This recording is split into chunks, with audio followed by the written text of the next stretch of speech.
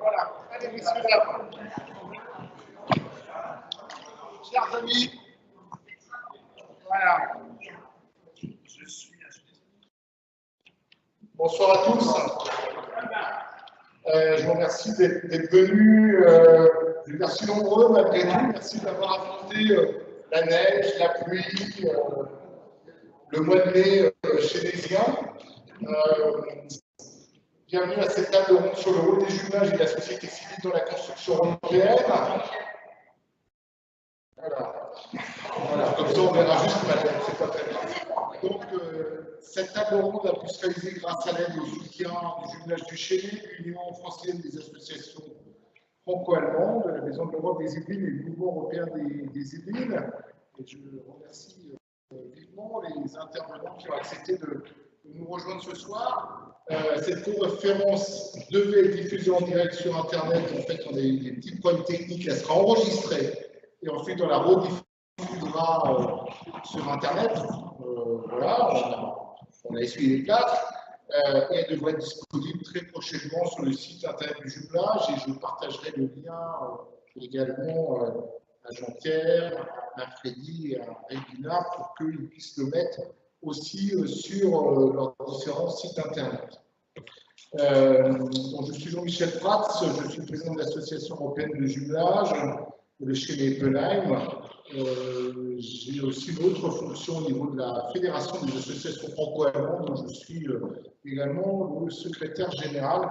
Et dans ce cadre-là, on a décidé au niveau de la Fédération des associations franco-allemandes de développer un certain nombre de conférences autour du rôle des jumelages dans l'Europe. Le jumelage s'appelle l'Association européenne de jumelage de Chénet-Epenheim. L'Union régionale, je suis également président, qui s'appelle l'Union française des associations franco-allemandes pour l'Europe et qui est membre de la Fédération des associations franco-allemandes pour l'Europe. Donc il nous a semblé tout à fait naturel d'évoquer avec vous ce soir le rôle à la fois des jumelages et de ces fédérations dans la construction européenne. Donc, pour m'accompagner dans cette soirée, j'ai le plaisir d'accueillir Regina Lecointe, c'est là qu'elle vient me rejoindre, qui est secrétaire générale de la Maison de l'Europe des Yvelines et qui est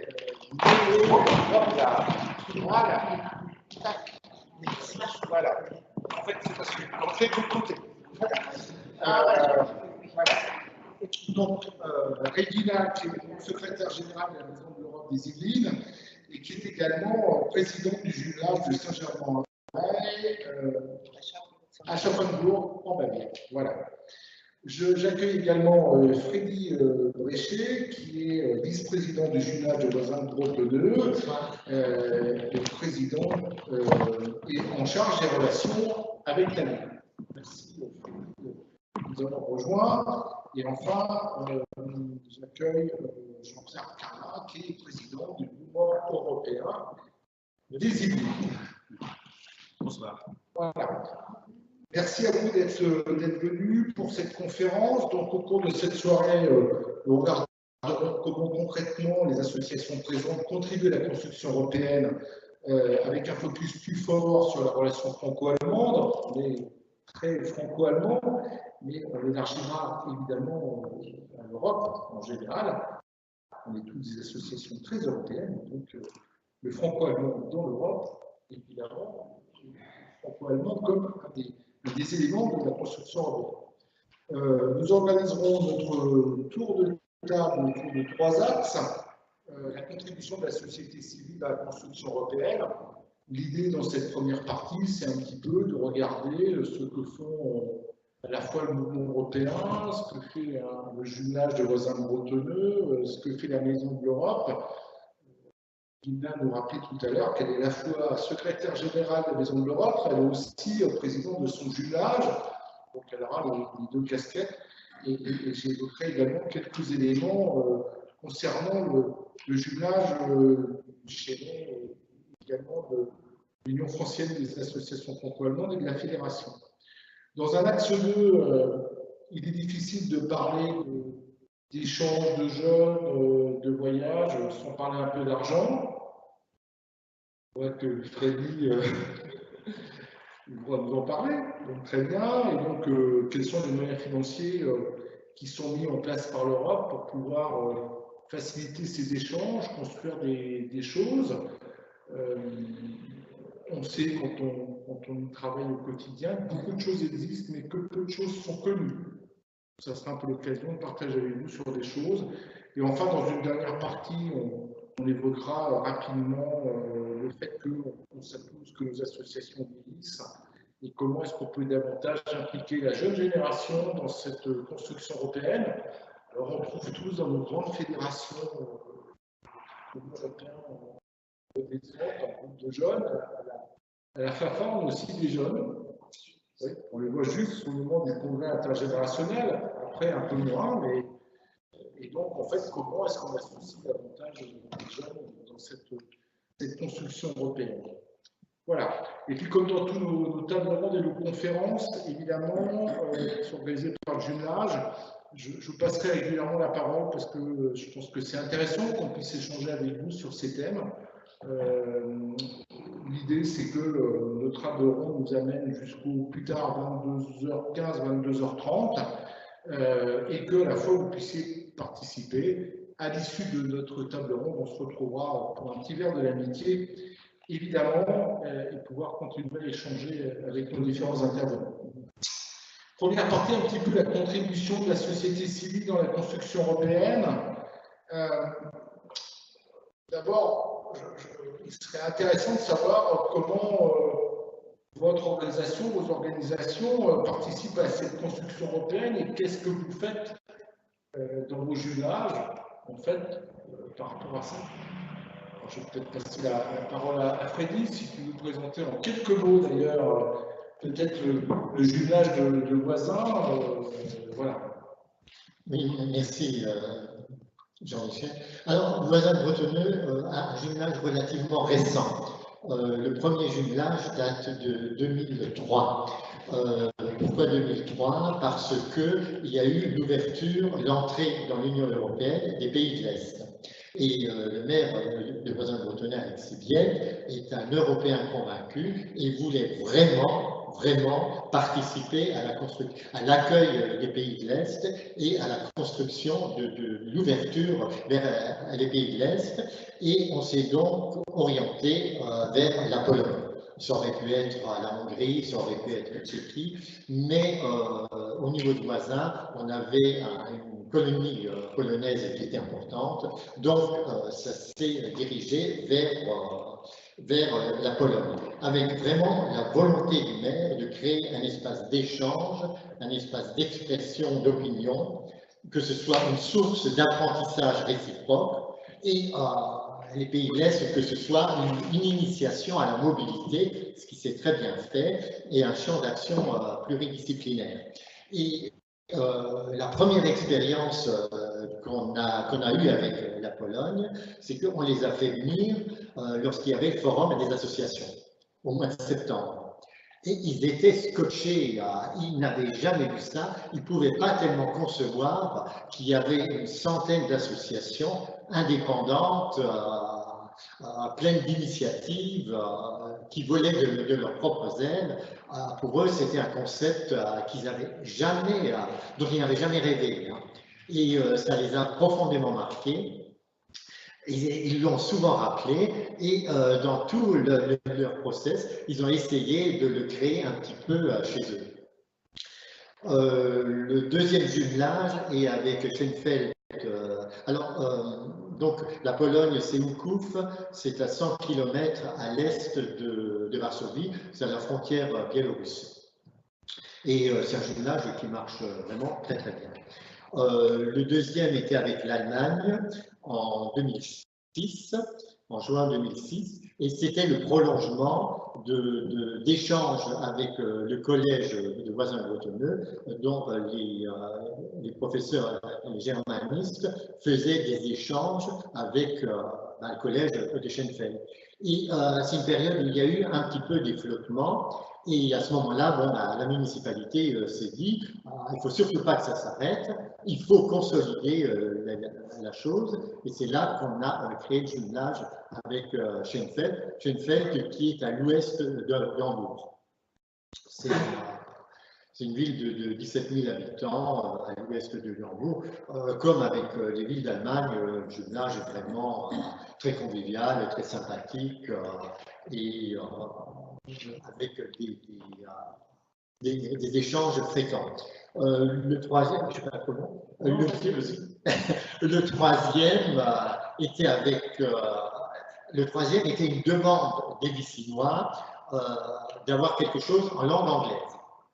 Parce qu'ils souhaitaient vraiment que pour les jeunes, il puisse y avoir des échanges en langue anglaise. On a essayé l'Angleterre, pas évident du tout, parce que le business est tout proche. On a essayé l'Irlande, c'est très difficile, et donc on s'est tourné vers l'Écosse.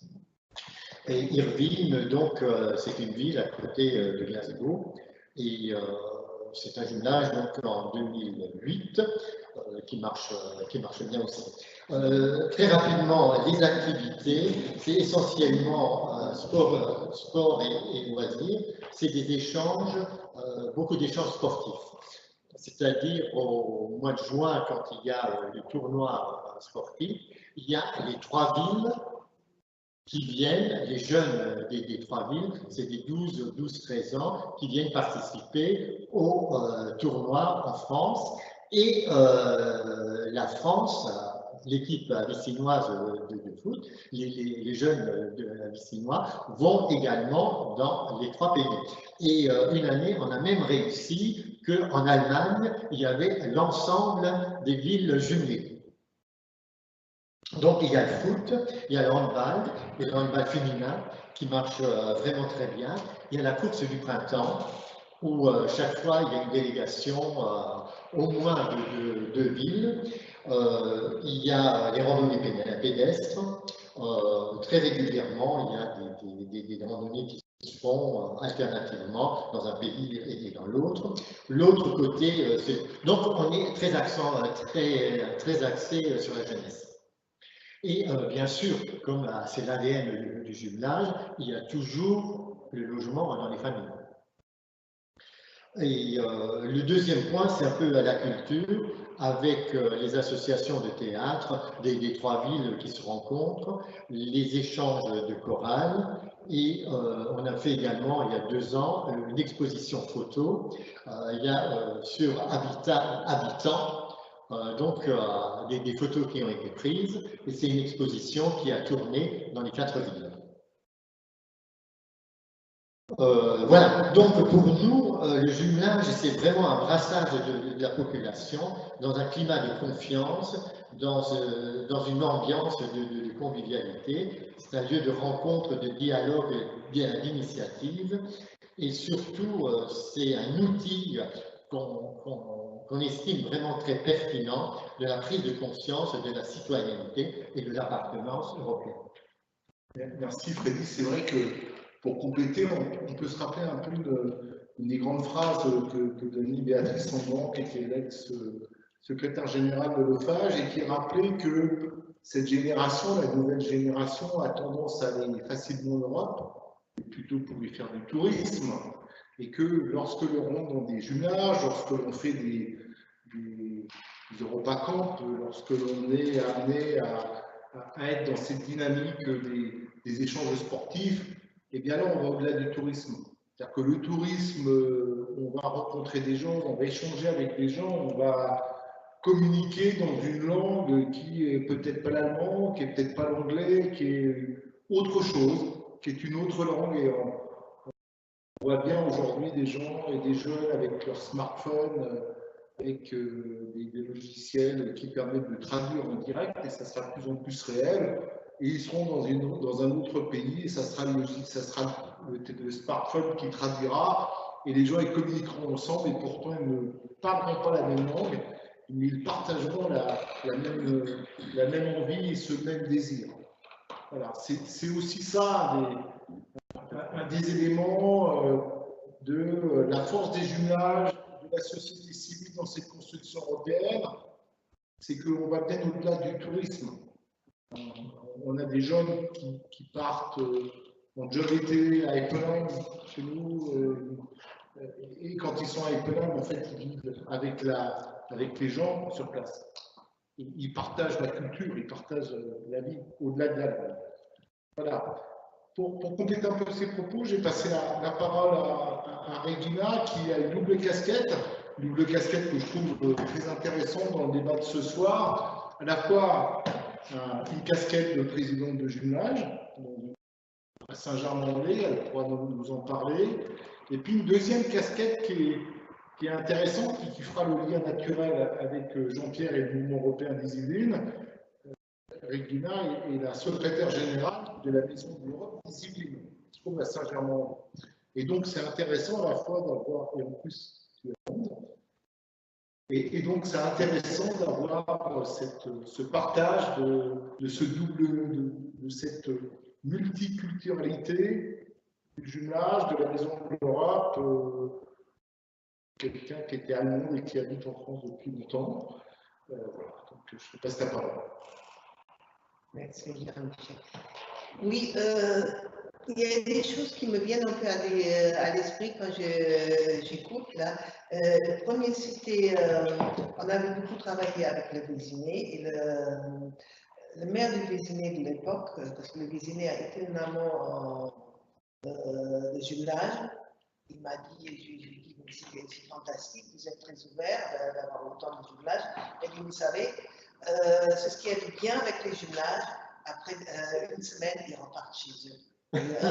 Il fallait à nouveau entre nous. Ça m'a un peu interpellé. J'habite Chatou, une ville qui n'a absolument pas de jumelage. Ils ont toujours été contre, ils n'ont toujours pas de jumelage. Donc, c'était parce que la Maison de l'Europe, parce que j'ai défendu, se trouvait à Chatou et beaucoup de gens sont venus pour pallier à ce manque de jumelage. Et quand on s'était installé à Saint-Germain-en-Laye, en tant que Maison de l'Europe, bien sûr, le maire était venu me trouver en disant on a des problèmes avec le jumelage allemand, ça capote, il n'y a plus personne ne veut vraiment et on aura les 40 ans avec HF. Donc il faut que tu y ailles. Je dis bon, très bien, pourquoi pas. Et puisque jumelage, pour moi, c'est le fondement, c'est vraiment la base de l'Europe, je suis arrivée chez eux, mais j'étais accueillie avec les marionnettes, parce qu'on m'a dit, vous savez, ici, c'est un jumelage, c'est pas l'Europe. Ah bon? Et j'avais jamais vu des choses comme ça. Donc, et ça, c'est quelque chose que j'ai rencontré souvent dans les jumelages. On est jumelage, mais on n'est pas Europe. On est au niveau bilatéral, on s'aime bien au niveau bilatéral, mais il ne faut pas élargir tout ça de trop. Donc, l'Europe, c'est là où on a trop de monde et dans un jumelage, on a choisi son partenaire. Tandis que l'Europe, en flotte, il y a des choses qu'on n'a pas choisies, des États qu'on n'a pas choisis, donc ça devient déjà beaucoup plus compliqué. Bon, à fur et à mesure, je pense que je les ai persuadés que c'est quand même bien et que les jumelages ont vraiment leur place dans l'Europe et qui sont vraiment, puisque ce sont des relations bilatérales et où on a vraiment le temps d'approfondir et de se connaître. C'est là où on commence à devenir curieux de l'autre. Et c'est ça qui est, une fois on a connu les uns, on a peut-être envie aussi de connaître les autres. Parce que le paradoxe, à Saint-Germain, et je pense que c'est dans d'autres villes pareil, ben, ils étaient tous des membres dans les autres jumelages, parce qu'on est jumelé à Saint-Germain avec la Pologne, Constantine, avec l'Écosse, Air, et avec Winchester aux États-Unis. Donc tout le monde était membre chez tout le monde, mais on était quand même, l'esprit de clocher était quand même là, et l'Europe là-dedans, ne voyait pas trop ce que ça peut apporter de plus. Mais on a commencé à fur et à mesure, parce que la Maison de l'Europe fait des projets, on en parlera. Tout à l'heure, mais des projets dans lesquels, surtout l'Europe pour les citoyens, pour impliquer la population jeune et plus jeune dans un projet, dans une réflexion européenne. On avait un grand projet sur 2 ans récemment qui s'appelait City Park, c'était la défense des valeurs européennes contre le racisme, etc. Donc, et là, on les a tous inclus. Les jumelages, la maison des associations.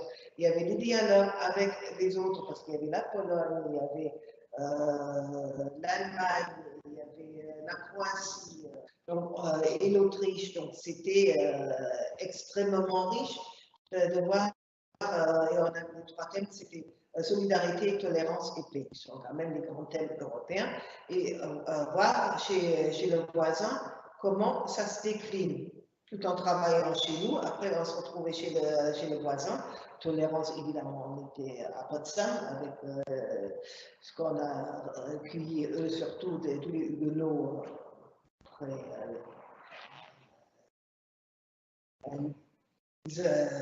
Les événements de Saint-Barthélemy. Et donc, et pour la solidarité, évidemment, on était en Pologne, c'est clair, et on était à Metz, à la maison Robert Schuman, pour la paix. On parlait quand même, hop, c'est la paix, au moins, c'est ce qu'on souhaite. Donc là, il y avait quand même une synergie qui s'est faite, où les gens disent, mais oui, c'est assez intéressant ce que fait la Maison de l'Europe, ça me concerne peut-être. Et il y a des petites conférences et d'autres sur des thématiques, souvent inclus dans un programme européen où les amis, les partenaires européens sont venus discuter avec, parce que souvent on avait des conférences à ce moment-là, et on avait donc des partenaires qui parlaient aussi de leur point de vue national. Et ça, c'est intéressant pour tout le monde pour voir, ah bon, chez eux, soit c'est pareil, soit ils font différemment et c'est pas idiot, finalement. Donc, c'est une autre façon de connaître l'autre. Il est certain, parce que pendant un certain nombre d'années, restant mon vice-président, on avait fait la semaine de l'Europe, on avait invité plein de jeunes, il y avait des moments où on était 90. Donc, et là, on a aussi constaté le phénomène, le plus on est nombreux, le plus les choses se diluent. C'est pour ça, c'est très très important pour moi, les jumelages, parce que c'est l'approfondissement. Et pour moi, l'Europe sans approfondissement ne peut pas marcher. C'est pour ça, je défendrai toujours les jumelages, parce que sinon, moi, le reste, le plus grand, ne marchera pas. Merci, Regina. Alors, moi qui suis quand même un peu le franco-allemand depuis quelques années, en fait, ce qui était intéressant, c'est de voir les évolutions des discours comme des politiques. Au début, je me suis occupé du jumelage, ça remonte maintenant à 10 ans. En fait, quand on allait entendre l'ambassadeur d'Allemagne ou l'écouter dans une conférence, il parlait vraiment du tandem franco-allemand et assez peu de l'Europe. Vraiment, c'était, on était dans le coup franco-allemand, mais on utilisait le terme français, plutôt tandem quand on est dans le côté allemand. Et puis, il y a à peu près 7-8 ans, ça a basculé un jour où c'était l'Allemagne et la France en Europe. Alors qu'au démarrage, on était bien dans cette relation très bilatérale de la France et l'Allemagne, et même dans les jumelages, on était souvent très dans le franco-allemand et très peu dans l'Europe. Alors, je ne parle évidemment pas pour le jumelage du Chénet qui historiquement était très européen avec Souza et Herbert qui l'ont vraiment promu, mais dans beaucoup de jumelages, on était très tourné sur du franco-allemand et aujourd'hui, on le voit bien, on est de plus en plus dans le franco-allemand dans l'Europe. Et si je parle dans le cadre de notre fédération, qui est cette fédération franco-allemande pour l'Europe, on est bien en train de travailler pour l'Europe. Et le prochain congrès qu'on fera à Saint-Brieuc sera très tourné autour de l'Europe. À la fois les jumelages dans l'Europe. Donc, là aussi, il y a une évolution qui est en train de se produire. On était dans des jumelages plutôt bilatéraux. Il y a eu une grande ouverture qui est arrivée sur l'Europe. Les gens de l'OFAGE ont aussi accompagné cette ouverture. Et aujourd'hui, on a cette ouverture qui a passé des politiques pour entrer vraiment dans la société civile. Et c'est un phénomène qui est assez intéressant. Et une dernière anecdote avant de passer la parole à Jean-Pierre. j'ai un souvenir d'un congrès de la FAFA à Chambéry.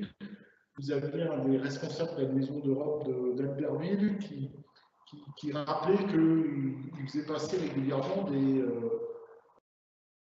des euros à des gens qui allaient rentrer à Sciences Po.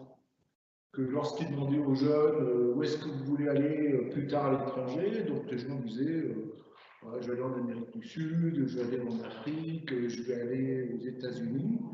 Et à un moment, il y a quelqu'un qui disait, à un moment, j'ai posé une question à un jeune en disant mais vous ne me parlez pas d'Europe. Et la réponse du jeune, mais pourquoi je parle d'Europe? Je suis dans l'Europe.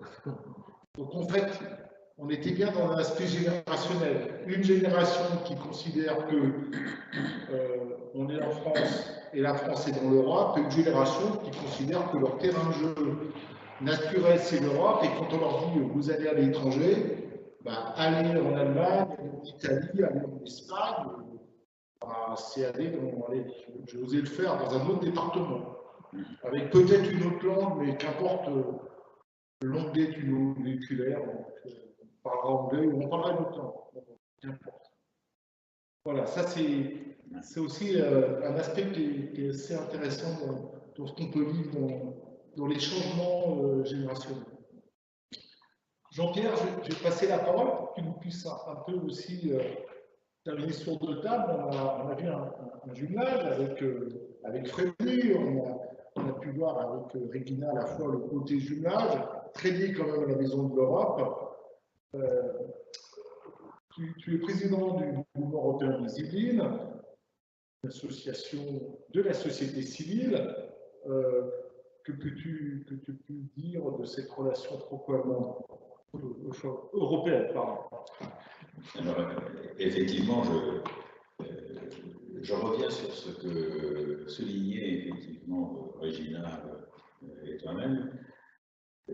L'association, le mouvement européen, effectivement, ne va pas dans l'approfondissement d'une relation bilatérale telle que le fait un jumelage. C'est véritablement une option et un objectif assez différent, puisque le mouvement européen, c'est une association qui est à la fois pluraliste, qui est française, qui est pluraliste, et qui a pour objet de défendre et surtout de faire connaître l'Europe, ses différentes institutions. Donc, pluraliste parce qu'elle admet dans ses membres la totalité des courants qui ne sont pas opposés en fait, à l'Europe. Donc, l'ensemble des courants, que ce soit de la gauche jusqu'à la droite, sont effectivement membres du mouvement européen. Donc, le mouvement européen France est constitué de 4500 membres individuels et auxquels s'ajoutent 22 associations qui sont des associations nationales, pour la plupart également de défense de l'Europe, des valeurs européennes ou proches des valeurs européennes, et puis un certain nombre de personnalités. Et parmi les personnalités, vous avez aussi bien Alain Lamassoure que Jean-Marie Cavada, Sylvie Goulard, Jean-Pierre Sueur, qui est un sénateur socialiste. Donc, je dirais, ça va être effectivement un panel assez large.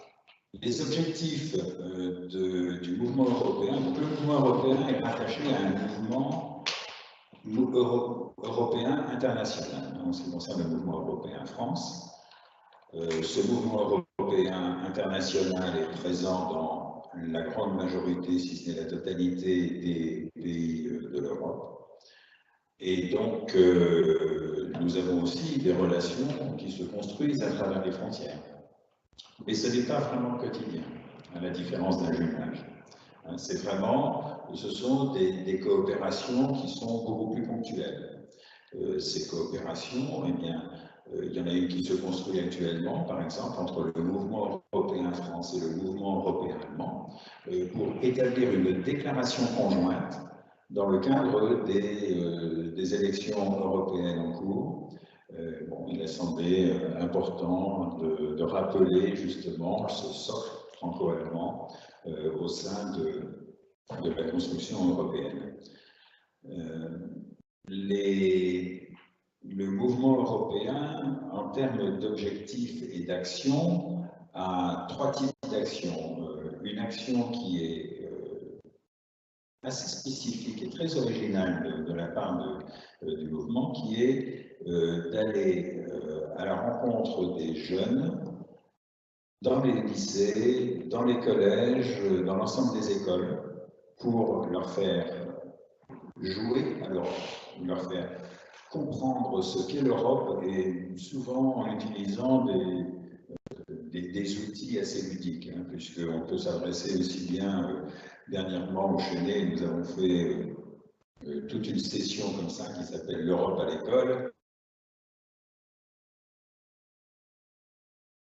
C'était un grand succès et ça a été une grande interaction entre les élèves de l'école et des jeunes Européens, donc, qui font partie du mouvement européen, mais qui ont comme spécificité d'avoir moins de 35 ans. Et ça reste toujours des moments assez forts de voir les jeunes Européens étudiants aller au contact des plus jeunes pour leur expliquer ce qu'est l'Europe, comment ils la vivent. Donc cette spécificité, et il y a beaucoup d'actions comme ça au plan national, à peu près 11 000 élèves sont formés dans les écoles françaises par le mouvement européen chaque année. Cette spécificité produit un élément tout à fait favorable, c'est que du coup nous sommes reconnus comme étant une association d'utilité publique. Et quand nous parlerons des financements, c'est intéressant puisque nos cotisations sont de ce fait déductibles des impôts à hauteur de 66%, ce qui reste effectivement tout à fait intéressant. Donc les actions, donc Europédagogie, donc l'Europe en classe, nous organisons des débats également, très régulièrement au Chenet, mais également dans les autres antennes. Nous avons, les Yvelines étant relativement vastes hein, quand même, donc nous avons plusieurs antennes au sein des Yvelines, une antenne au Chenet, le Chenet-Rocancourt, pardon, une antenne à Versailles, une antenne à Saint-Quentin en Yvelines qui couvre l'ensemble de la ville nouvelle, une antenne à Saint-Germain qui couvre également l'étang de la ville, entre autres. Et donc, cette multiplication d'antennes nous permet d'établir des événements et des débats proches, hein, le plus proche possible, des personnes de nos auditoires, adhérents ou pas adhérents, hein, sympathisants. Mais nous n'avons pas que des adhérents et des sympathisants lors de nos débats, nous avons aussi, lorsqu'ils captent bien les publicités que l'on fait, ben, nous avons les équipes d'Assolino qui viennent assez régulièrement porter la contradiction dans nos débats. Ce que nous accueillons de toute façon avec plaisir, parce que c'est toujours bon d'avoir une contradiction, surtout qu'elle est quand même tout à fait sémantique, vraiment très artificielle quand même. Hein. Ensuite, au niveau des événements, en plus des événements, le troisième pilier, c'est la rédaction de documentation et la construction d'idées qui permettent de travailler, d'essayer de changer l'Europe, ou en tout cas de proposer un certain nombre de nouvelles directions, puisque tout le monde le sait, l'Europe est perfectible, et ça nous en sommes tout à fait d'accord. Donc nous sommes pro-européens, mais nous savons et nous voyons bien qu'il y a beaucoup de choses à améliorer. Merci, merci Jean-Pierre pour cette première partie. En fait, juste avant qu'on passe la parole à la salle, et si vous avez un certain nombre d'interrogations, je voudrais juste qu'on parle un petit peu des échanges de jeunes. Freddy l'a un petit peu évoqué dans un premier temps. La FAFA pour l'Europe a aussi un grand jeune.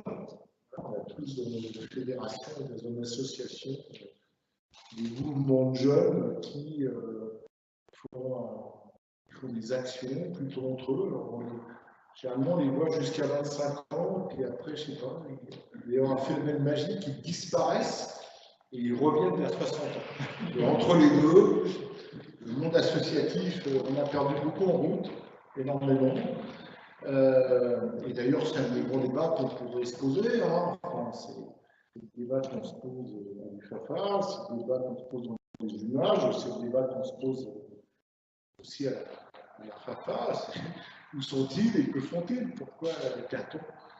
Donc, un peu ma question, c'est dans vos jumelages, quelles actions vous faites? Est-ce que vous n'avez pas ce phénomène-là où la magie fait qu'après 25 ans, ils se transforment et ils disparaissent? Ou est-ce que malheureusement, vous êtes aussi un peu dans ces phénomènes? Quand on regarde un petit peu la moyenne d'âge de nos associations, on pourrait dire que presque tous les ans, 3 ans plus. C'est assez rare où ça baisse. Je ne sais pas qui veut intervenir en premier. Allez, Jean-Pierre, pour commencer. Alors, effectivement, au sein du mouvement européen, il y a une structure qui est spécifique et qui s'adresse plus particulièrement aux étudiants ou aux jeunes professionnels, donc entre 18 et 35 ans. Donc jusqu'à 35 ans, ils ont la possibilité de rentrer dans ce club un peu particulier, un peu réservé. Il est vrai que donc il y a deux structures, une structure étudiant et une structure professionnelle. Nous tentons de les incorporer le plus possible dans nos événements, lorsque nous organisons des débats, mais aussi dans nos conseils d'administration localement, parce que nous souhaitons véritablement bénéficier de leurs idées et pouvoir répondre aussi à leurs questionnements, parce que nous avons aussi un certain nombre de choses à leur apporter, de connaissances. Nous avons un vécu, effectivement, en général, plus de 60 ans, qui nous a permis de réaliser des contacts internationaux ou d'approfondir nos idées sur l'Europe et donc d'échanger avec eux. C'est vrai que ce n'est pas très facile parce que les calendriers, les agendas ne sont pas toujours compatibles. Et nous essayons, par exemple, au sein de l'antenne de Saint-Quentin-en-Yvelines, de se rapprocher de l'Université de Versailles et nous avons d'énormes difficultés à établir ce contact. Mais ce que l'on voit, c'est que les jeunes Européens, entre eux, travaillent très bien. Et ils travaillent transfrontières. Nous avions un jeune Européen qui était avec nous au sein du conseil d'administration des Yvelines et qui est parti en Roumanie. Il avait des relations, une ascendance familiale roumaine, et il est parti en Roumanie créer le mouvement des jeunes Européens roumains. Et donc là, on voit au contraire donc, se développer peut-être moins de communication avec le club des anciens, d'accord, mais par contre, ils sont beaucoup plus actifs peut-être que nous le sommes de manière internationale et de manière transfrontalière. Donc, c'est aussi un atout parce qu'ils ont aussi des agendas, des examens, du travail à faire. Donc, nous sommes en tout cas ravis de les avoir avec nous. Ils représentent un petit peu moins d'un tiers de l'effectif. Ils sont 1100 en fait, ils sont un quart de l'effectif individuel hein, sur les 4500 membres adhérents du mouvement européen en France. C'est super, mais c'est vrai qu'en fait, Les gens ne se mélangent pas. A priori, les gens ne se mélangent pas. On a un mouvement plutôt jeune qui fait un certain nombre de choses, mais il n'intègre pas les structures globales. Absolument, tout à fait. Bon, il bénéficie de toute façon au courant européen. Alors nous avons des rencontres nationales, au moins une fois par an, hein, des universités d'automne qui nous permettent de travailler ensemble pendant plusieurs jours. Et puis, après, sur Paris, c'est beaucoup plus facile d'organiser. Mais c'est vrai que pour l'instant, les essais de contact avec Versailles n'ont pas rencontré beaucoup de succès. Alors, il va falloir qu'on cherche et qu'on trouve vraiment une méthode, comment les approcher, comment faire en sorte qu'ils participent et qu'on puisse se rencontrer de manière plus fréquente. Oui, justement, que nous, notre structure est un peu différente parce qu'on a des permanents, on travaille sur des gros projets européens dans lesquels sont impliqués les jeunes. Et on avait sur 17 années un parlement franco-germano-polonais qui fonctionnait bien et qui était géré par les jeunes européens. Donc, parce qu'on avait, je partais du principe de parler aux jeunes en tant qu'adultes d'un certain âge, ils ont déjà ça à l'école. Donc, il vaut mieux d'avoir les jeunes qui transmettent aux jeunes l'idée européenne et ça a fonctionné superbement bien. On a laissé tomber après cette idée pour des raisons pas politiques, mais politiques régionales. On a laissé tomber et on voulait refaire parce que chez nous, on a à Saint-Germain, Sciences Po Saint-Germain. Et on leur a expliqué comment on a fonctionné, etc. Et les jeunes ont dit oui, on va faire ça, mais ils ne se sont absolument pas rendus compte du travail que ça implique avec les différentes formations de différents établissements. Et on a fait ça avec les jeunes européens. France, Pologne et Allemagne. Donc, ils n'avaient pas cette notion-là. Donc, ça veut dire il ne suffit pas de faire Sciences Po, de prendre quelques leçons, apprendre quelques leçons sur l'Europe. Il y a un esprit derrière. Et ça, ils n'avaient pas. Et ils voulaient se faire bien voir par leurs profs, parce que ça donne des notes en plus, parce que c'était dans une association. Et quelque part, ça a un peu apporté, on a dû organiser ça différemment, mais c'est ce que je leur ai dit aux jeunes. Voilà, il y a les jeunes européens, allez-y, faites des formations, et après on retravaillera ensemble, parce que l'esprit en est un autre. C'est ça, il faut quand même bien mettre ça dans la tête, il y a un esprit européen. C'est pas parce qu'on ne fait pas l'Europe parce qu'on veut avoir une bonne note, il y a quand même quelque chose là-dedans. Et c'est ça qu'on avait bien vécu avec les jeunes Européens qui ont très bien géré ces groupes de travail et qui étaient extrêmement motivés. Et là, ils ont pu réagir là-dessus, mais là, il y a peut-être pour les jeunes Européens à prendre contact avec Sciences Po Saint-Germain pour que nous, on puisse après retravailler avec eux. Ah, ça, c'est une idée. Et l'autre chose pour les jeunes aussi, parce que nous, on a un programme qui s'appelle Nouvelle Europe, c'est un Erasmus+, et mobilité, les jeunes, des missions locales, des disciplines, par 3 mois en stage professionnel. Et on a élargi au jumelage. Donc c'est là on a fait la transition avec notre ville jumelle. On a envoyé 2 administrateurs de la ville pour 2 semaines et 3 jeunes de mission locale sur 3 mois à Châtellerault. Et les jeunes ne parlaient pas en traitement d'allemand avant. Ils sont revenus vraiment ravis. Mais que ce soit ces jeunes-là qui adorent maintenant l'Allemagne et qu'on peut appeler venir témoigner dans toutes nos manifestations, ils sont volatiles. Ils ont vécu, ils ont des bons souvenirs et je pense qu'on les a un peu formatés aussi dans leur future carrière et tout. Mais ce n'est pas forcément quelque chose qu'on récolte après. Ils ne restent pas parce que soit ils sont dans la mobilité, ben c'est notre faute, on leur a dit il faut être Ce qui est très bien. voilà.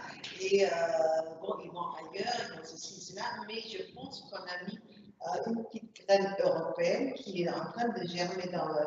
Et je me suis dit finalement, c'est peut-être ça notre vocation, de s'aimer et de voir après par la suite, et peut-être effectivement après, une fois à la retraite, ils reviendront et deviendront actifs. Bon. Alors, effectivement, je crois que dès lors que les jeunes sont déjà impliqués et ont une idée assez positive de l'Europe, ils n'ont pas de difficulté à s'y investir de manière avec beaucoup d'efficacité.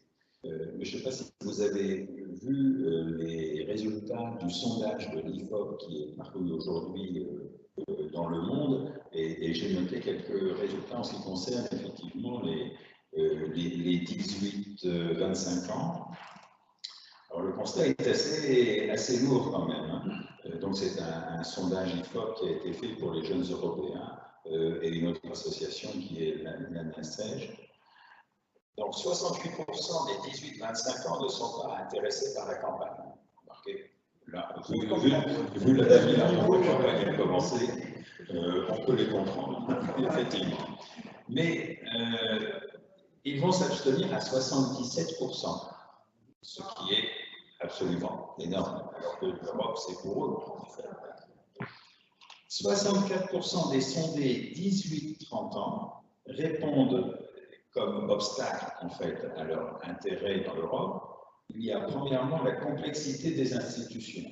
Et il est vrai que nos débats, à chaque fois que nous faisons des débats pour expliquer les institutions européennes, à la fois nous, on en apprend, on en découvre, et puis on se rend compte que même les adultes ne sont pas au courant du fonctionnement des institutions européennes. C'est beaucoup trop opaque. Au niveau national. Oui, parfois pas, effectivement, c'est vrai. Donc ici, la complexité des institutions, la méconnaissance et le manque de charisme des candidats, et surtout quand on est à 33 listes et plus, apparemment il y en a une 34e aujourd'hui. Il est vrai que c'est assez pathétique. Un éloignement structurel, parce qu'on dit toujours c'est la faute de Bruxelles, et Bruxelles, c'est vrai, c'est loin. Hein, donc, bon. Et donc, le quart de train. Oui, absolument. Oui, non, mais c'est loin. En Lettonie, non? Oui. Et donc, malgré Erasmus, en fait, tout ce qui est la libre circulation, la monnaie unique, qu'ils ont eux souvent toujours connu en étant les primo-votants qui vont voter, eh bien, dans cette population, le Rassemblement national arrive en tête dans les intentions de vote des primo-votants, à égalité avec la liste La République en marche. Et donc, on se rend compte que les jeunes représentent, enfin, d'abord qu'il n'y a pas d'évolution positive par rapport aux résultats de 2014, puisque le taux d'abstention aussi était de 74%, je crois, hein, pour ces tranches d'âge. Et bon, je n'ai pas d'informations sur l'orientation des votes. Enfin, on a vu le résultat de toute façon en 2014 également. Donc, on voit, c'est complètement stable, hein, effectivement. On a peut-être eu de la chance avec le Brexit, qui a, je pense, réveillé un peu les consciences et qui a permis aussi bien aux jeunes d'aujourd'hui et à l'ensemble des pro-européens de se réveiller un peu et d'imaginer que tout à coup, je dirais, ça peut se détricoter, ça peut s'arrêter. Et donc, on va finir par remercier les Anglais. Oui. La certitude en vous écoutant, c'est que, en effet, moi je vois bien pour avoir des enfants qui ont toujours connu l'Europe et qui ne se posent pas ce genre de questions. En fait, pour eux, aller en Europe, pour moi, c'est vraiment ils changent de département, ils changent de région. Un coup, ils sont à Barcelone, la semaine d'après, ils sont à Rome. Il est assez naturel aussi pour des jeunes étudiants. J'accueille souvent des jeunes apprentis qui sont en master. Et à la fin du master, ils disent bah, je vais partir 1 an à l'étranger. Et ça devient quelque chose d'assez naturel pour eux de partir alors avec un Erasmus, plutôt avec un programme Leonardo da Vinci qui est le programme de post-apprentissage, mais c'est toujours dans le modèle Erasmus+.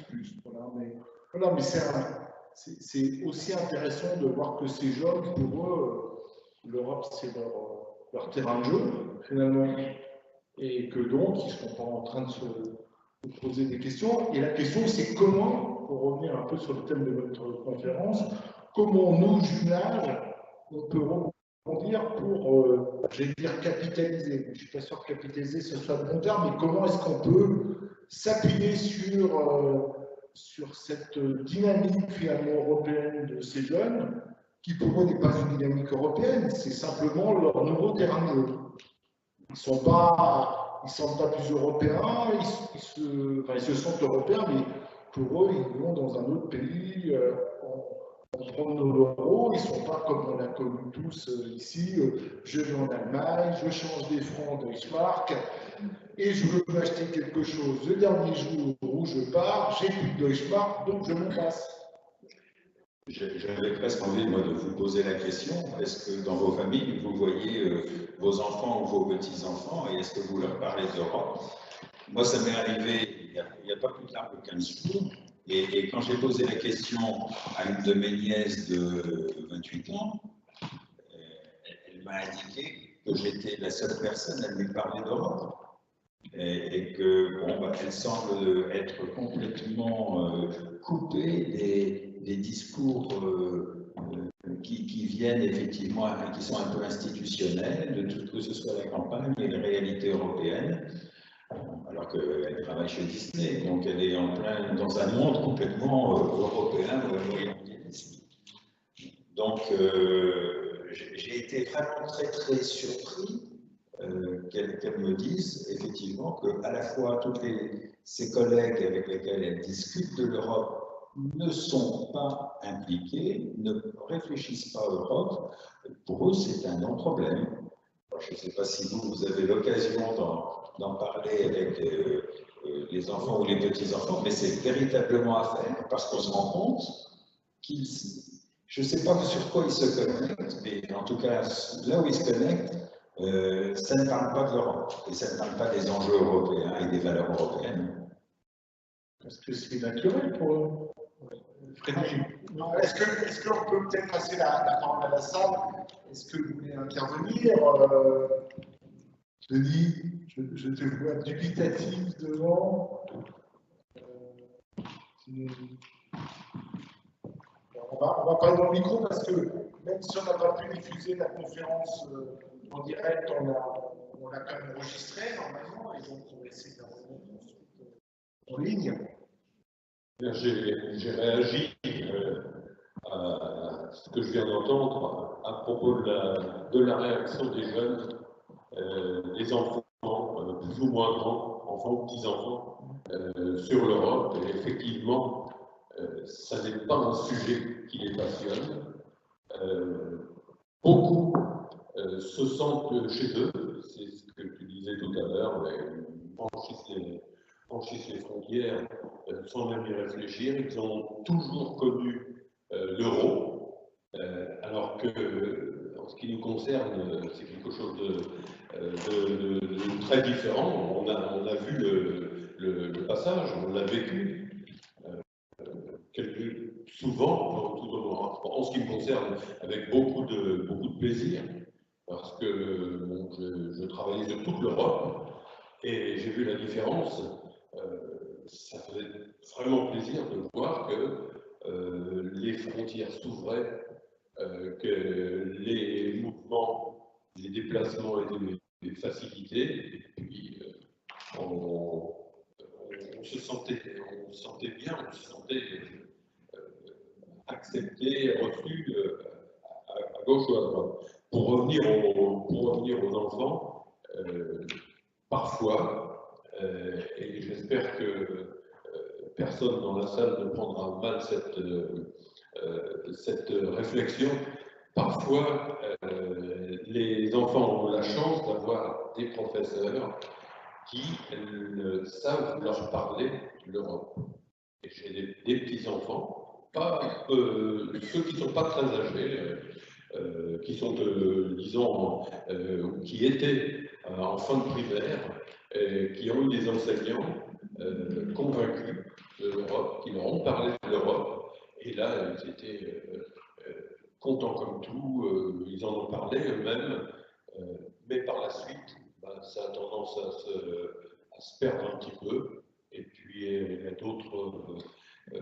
d'autres sujets qui les attirent, et on a beaucoup de mal à leur réexpliquer, les faire revenir sur ce sujet de l'Europe. J'espère que je ne suis pas trop négatif. Mais... Non, mais c'est un peu un constat. La question qui est quand même un peu au cœur de notre débat, c'est en effet le jumelage au cœur de la construction européenne, le jumelage des sociétés civiles. En fait, on a quand même un peu le ressenti qu'une sorte de rupture générationnelle. Pour une génération, je dirais la génération de mes enfants, qui ont 20 ans, plutôt 20 ans, bon, l'Europe, c'est quelque chose qu'ils ont toujours connu. L'euro, c'est une monnaie qu'elles ont toujours connue et elles sont habituées à aller plutôt dans l'espace Schengen, donc ça veut dire que il faut juste leur rappeler que ça serait bien qu'ils prennent leur carte d'identité parce qu'ils seraient capables de partir sans carte d'identité, vu que ils vont en Italie, c'est un autre département de l'Europe. Pourquoi est-ce qu'ils auraient besoin d'une carte d'identité? Voilà, et on a notre génération, enfin la mienne, la vôtre, qui a connu d'autres monnaies. Moi, j'ai souvenir pour le travail d'être à Bruxelles pour une journée, juste pour prendre un ticket de métro, devoir changer des francs en francs belges. Payer des commissions. Et payer des commissions, voilà. Quel bonheur d'aller maintenant à Bruxelles et de payer en euros. Et de pouvoir basculer d'un pays à l'autre. Voilà, mais comment est-ce qu'on peut, c'est un débat intéressant, comment est-ce qu'on peut davantage impliquer, comment est-ce qu'on peut davantage faire de l'intergénérationnel dans nos environnements, plutôt que de les impliquer? Comment fait-on de l'intergénérationnel? Comment est-ce qu'on peut arriver à les intéresser? On a beaucoup de projets européens avec des jeunes, et c'est souvent subventionné, on en parlera tout à l'heure, avec le FAGE, avec l'Europe des citoyens. Mais finalement, comment est-ce qu'on crée des projets intergénérationnels qui durent sur la durée, et pas juste un one-shot? C'est un bon débat. Est-ce que vous avez d'autres interrogations, d'autres questionnements? Non? Frédéric, je te repasse ta parole. Oui, alors pour revenir à la question initiale que tu parlais en disant qu'il y avait le gap un peu entre les jeunes et puis ensuite l'âge beaucoup plus mûr pour les adhésions. C'est vrai que les jeunes qu'on reçoit, enfin, qui font des échanges, on les perd. Mais on a pas mal réfléchi et on s'est dit il faut qu'on garde le contact des parents. Les parents, c'est un vecteur quand même qui est très important. Donc, les parents des jeunes qui ont participé au voyage, au jumelage, on les a dans notre fichier. On a tous les ans un repas, le dîner de voisin jumelage, qu'on essaye de faire dans une belle salle, de faire quelque chose de convivial, de sympathique, dans lequel on transmet également nos messages. Et mais ça permet de capter les parents et de leur rappeler ce qui s'est vécu. Donc, on a d'une part les parents des jeunes et on a également les familles d'accueil. On a une quarantaine pratiquement même une cinquantaine de familles d'accueil qu'on invite également à notre repas, et ça permet de relancer un petit peu et de combler un petit peu le gap entre les jeunes et puis bon, les adhérents historiques un petit peu de l'association. En effet, voilà, une des clés de la réponse, hein, c'est on a la chance d'avoir des collèges, des lycées qui envoient des jeunes, et on les fait passer par les parents. Après, la difficulté, c'est de récupérer le lien. Souvent, certains collèges, certains lycées, naturellement, bloquent. C'est-à-dire qu'en fait, les jeunes qui apprennent le collège du Chéneau vont pouvoir partir à Eppenheim, pour prendre un exemple très concret, et on n'a pas obligatoirement un accès aux parents.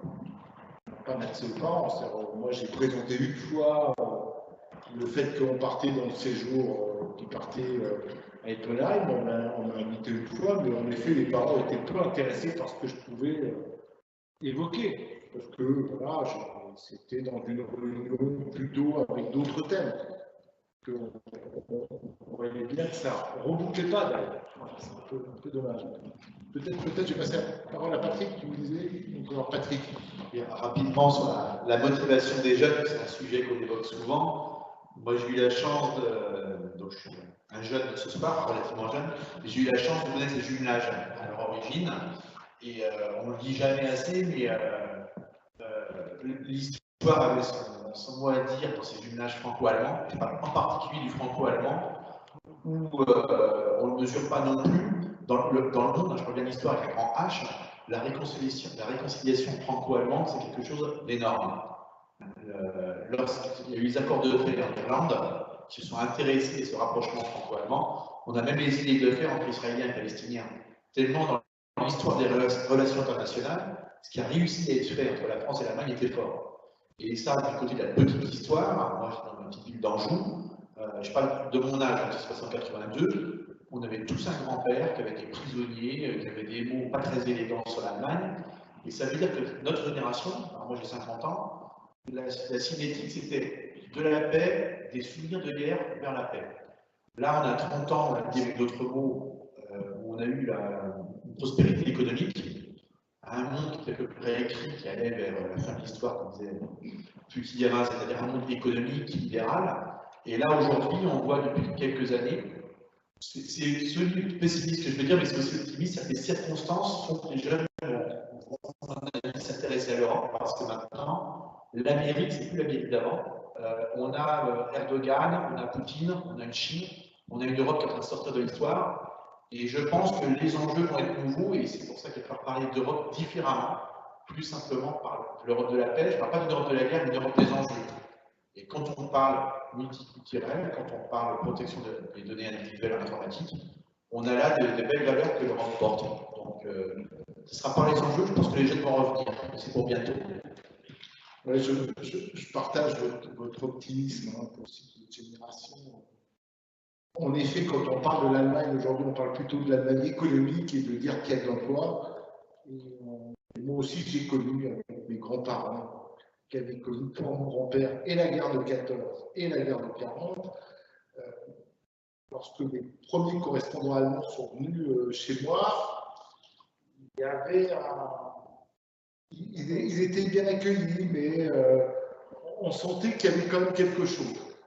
Voilà. Aujourd'hui, en effet, on est loin de ça. Aujourd'hui, quand on parle de l'Allemagne, moi, je fais une présentation de l'Allemagne comme sur l'entrée économique et sur l'entrée, il y a du travail et vous pouvez y aller.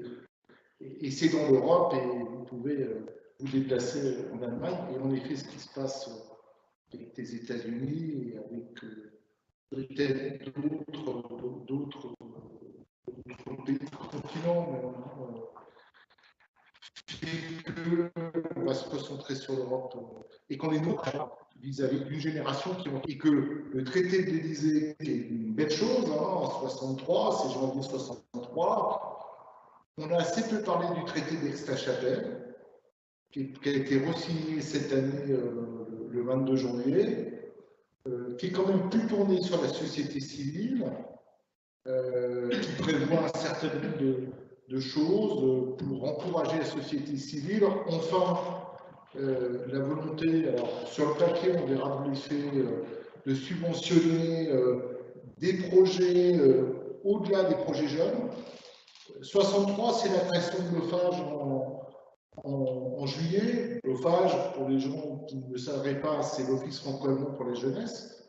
C'était créé en juillet 63, c'est des conséquences du traité d'Élysée. Le traité d'Aix-la-Chapelle, l'article 12, rappelle qu'il y aura un fonds qui va être mis en place pour permettre de proposer des projets de la société civile.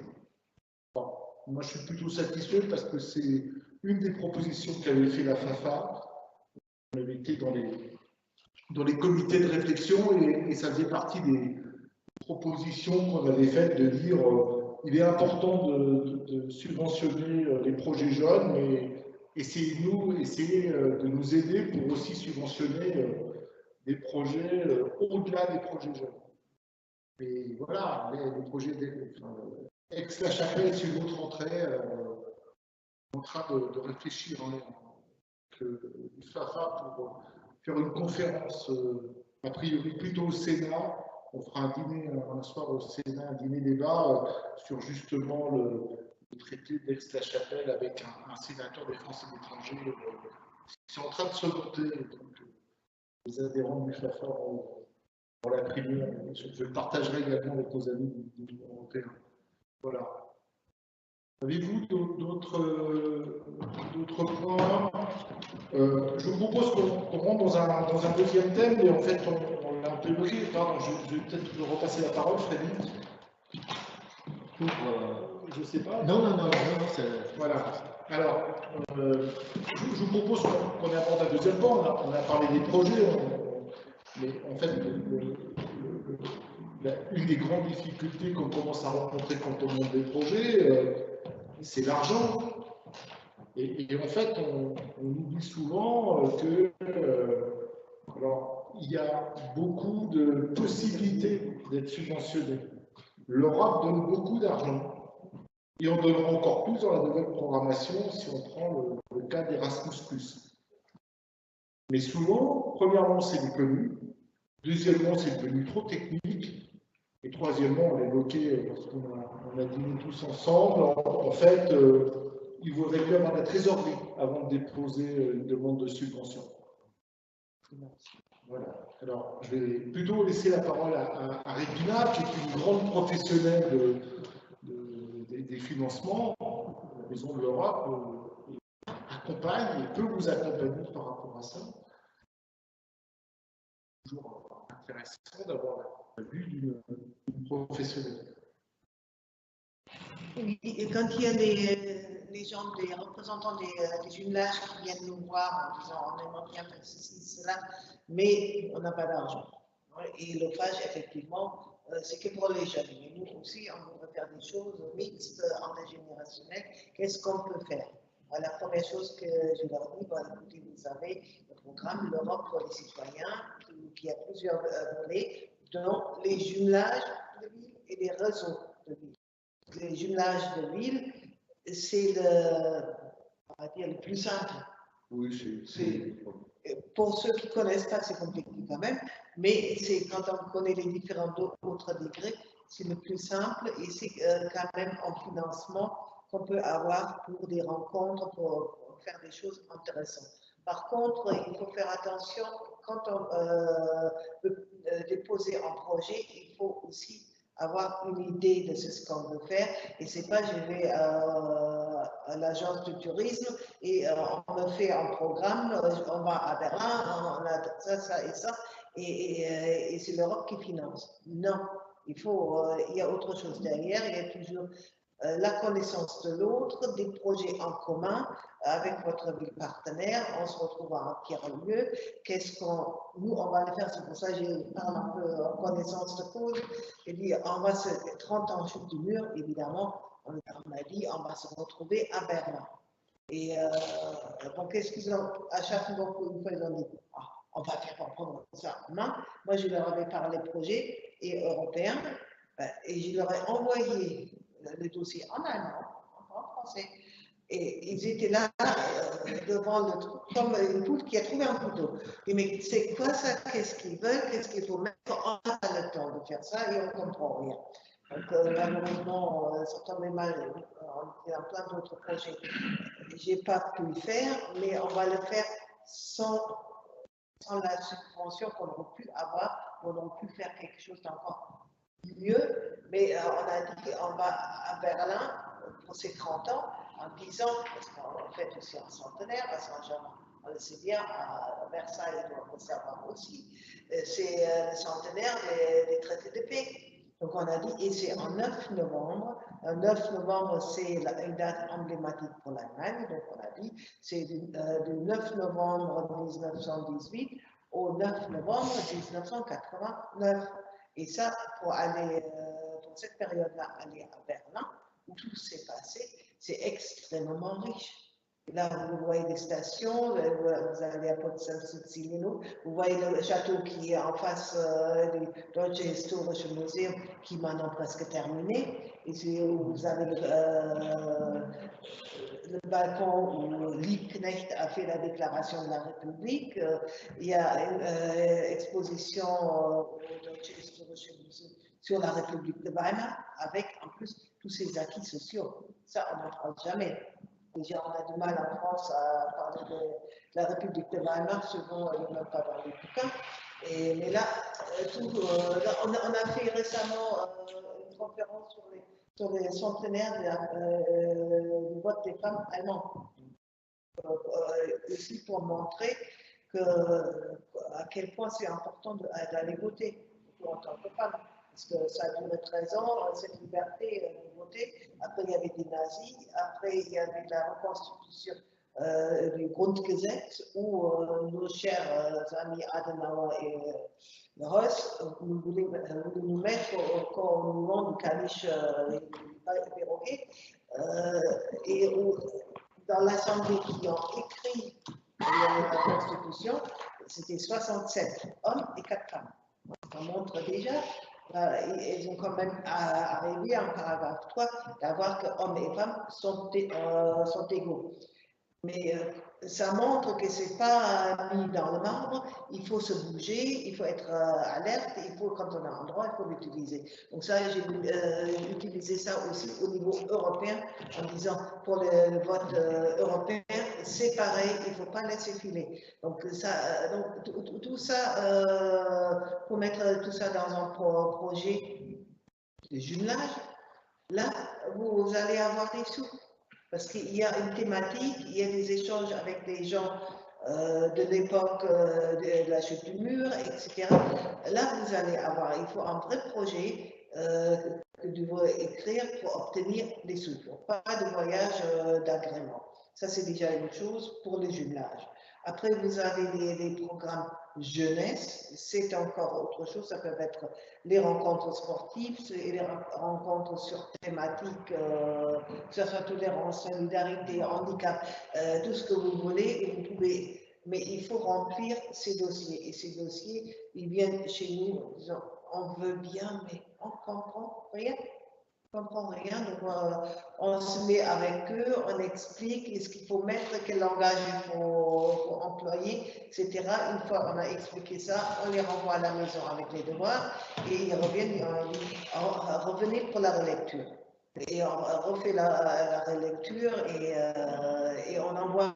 Et avec ça, ce n'est pas garanti qu'on puisse obtenir des sous.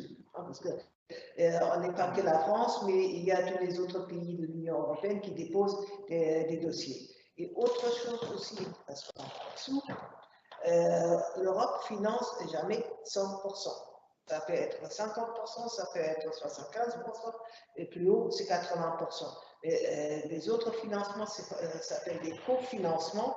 Soit vous trouvez une entreprise qui veut bien financer votre projet et qui ajoute, vous avez des relations avec la mairie, souvent, vous avez votre subvention, mais au département, ou convaincre des gens susceptibles d'adhérer à cette thématique.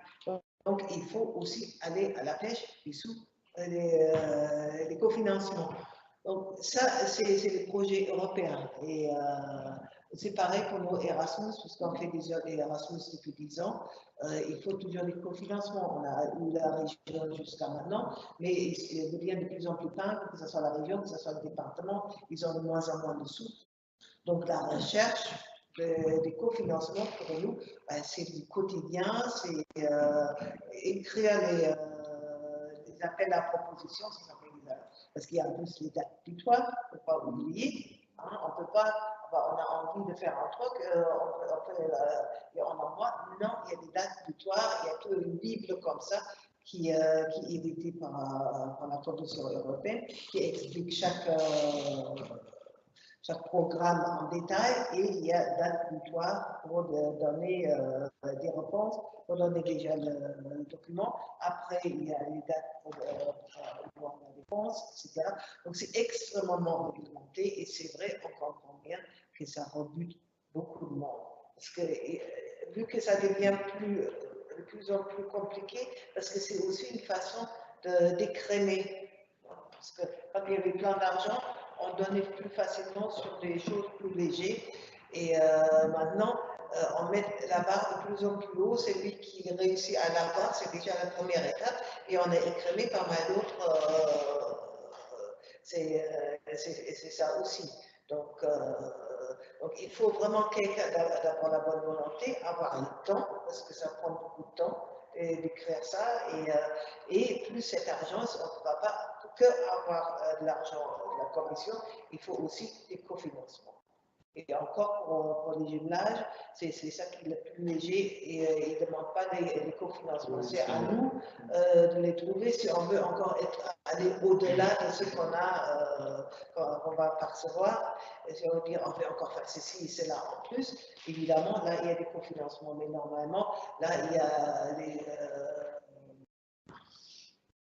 a des sommes qui sont allouées et avec lesquelles on peut se contenter, contrairement à d'autres projets. Oui.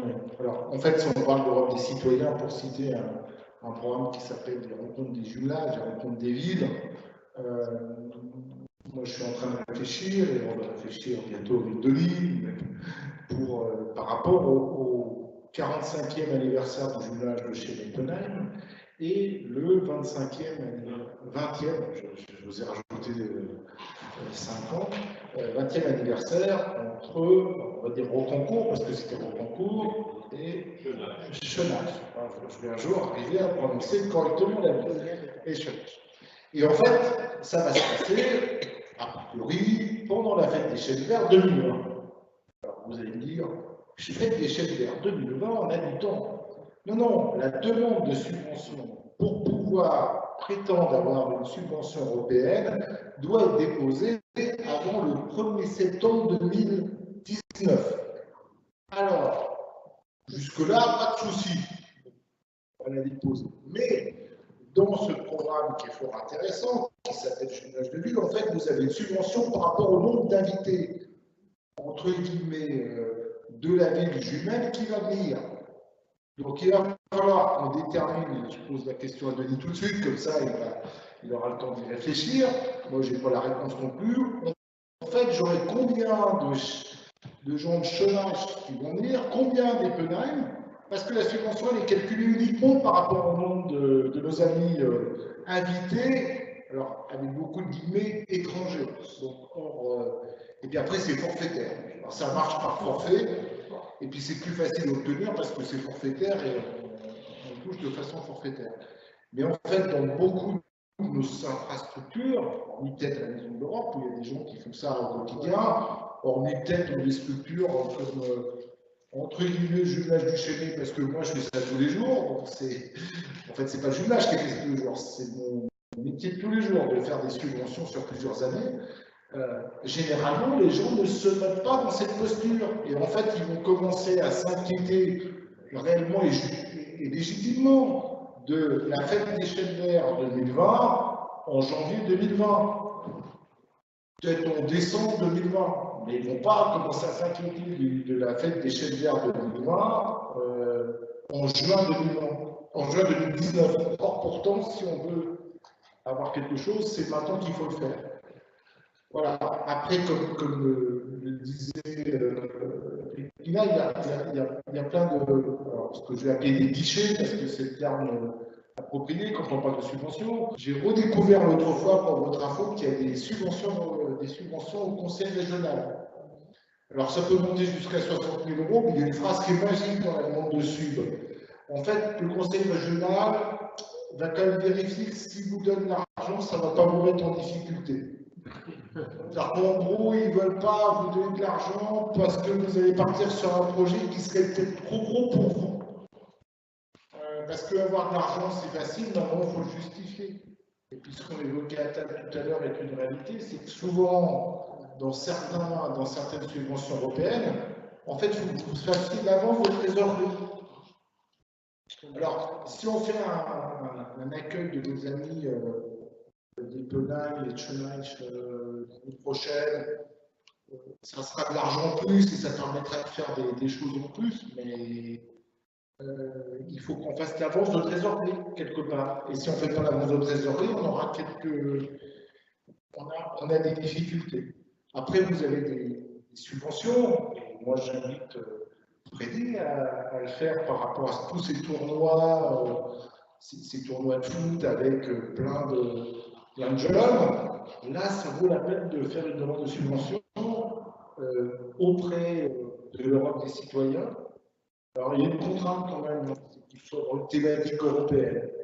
Donc, on va rajouter dans le 25e sur voilà, en quoi les jumelages ont permis la construction. Comment le jumelage se positionne dans l'Europe de demain. On fera un beau thème de conférence, pas de souci, mais en effet, il faut bien le resituer dans le contexte. Et après, on a des subventions comme l'Office franco-allemand pour la jeune, qui est très complémentaire. Et pour l'instant, ils sont même complémentaires, c'est-à-dire qu'ils arrivent en plus. Mais là, il y a une contrainte, ça s'appelle les directives. Voilà, c'est un terme un peu jargonneux, on est beaucoup dans un monde de jargon. Les directives disent que pour faire venir des jeunes, il faut qu'ils viennent minimum 4 nuits. Voilà. Et il faut qu'il reste 4 nuits. Et puis quand il reste 4 nuits, ben, cette fois-ci, on a une subvention. Voilà. Et donc, en fait, il y a bien de l'argent en Europe, mais pour des gens qui savent anticiper, qui savent faire des projets, qui savent les gérer, qui ont un peu d'argent aussi de côté. Et puis là, je rejoins aussi Regina, c'est un jargon, hein, c'est très jargon. Hein. C'est-à-dire que c'est devenu très professionnalisant, ce monde-là. C'est-à-dire que si vous n'avez jamais monté une subvention de votre vie, la probabilité de vous décrocher une subvention européenne, elle n'était pas top. Précédemment, elle est de moins en moins vraie. Ça devient complexe parce qu'ils veulent qu'on écrive d'une certaine façon, ils attendent un certain nombre de mots, un certain nombre de mots. Plus en plus nombreux en Europe aussi. Parce qu'on a un gâteau, quand on est à 4, il faut le partager. Les parts sont très grandes, mais plus on est nombreux à la fête, et plus la part du gâteau est petite. Hein. Et il y a des politiques de l'Union européenne aussi qui favorisent plus les pays de l'Est, là où il y a moins de dossiers qui sont déposés parce qu'il n'existe pas de structure. Donc, parfois, quand on travaille en partenaire, quand on a quelqu'un de l'Est, tu vas être c'est toi qui vas déposer pour qu'on ait une chance, parce que si c'est l'Allemagne et la France, il y a trop de dossiers qui arrivent, donc ils donnent davantage à la République tchèque, à la Roumanie, à la Bulgarie. Donc, si on a un partenaire comme ça, c'est lui qui gère le pile. Et par contre, il faut aussi faire attention à qui on confie ça, parce que je ne veux pas être sectaire, mais Roumanie, Bulgarie, pour la gestion des fonds communs, je suis toujours, j'ai pas toujours fait de bonnes expériences. Mais bon, il ne faut pas avoir de préjugés, il faut leur apprendre aussi. Voilà, donc ce qu'on peut dire, j'ai laissé la parole à Jean-Pierre et à Freddy, peut-être par rapport à leur expérience, mais il y a de l'argent en Europe, et c'est une réalité, il y a de l'argent. C'est devenu très technocrate. c'est devenu très... Ça nécessite d'avoir de la technicité pour pouvoir entrer dans ces demandes de subventions. Alors, par bonheur, vous avez des maisons de l'Europe qui existent et qui permettent d'accompagner les gens. Si vous voulez faire partir un jeune sur Erasmus+, plus ça va, plus ça devient le botin, parce que c'est devenu le nom du programme générique, en fait, pour raconter l'anecdote. Quand il y a eu la programmation 2014-2020, qui est notre programmation actuelle, en fait, il existait un programme Leonardo da Vinci, un programme Erasmus, un programme, je ne connais plus tous les programmes, Cornelius, il y avait des dizaines de programmes. Et donc, les gens de la commission se sont dit que ça serait bien qu'on ait un seul nom de programme. Alors, ils ont fait un grand sondage européen, et évidemment, ce qui est ressorti, c'est Erasmus.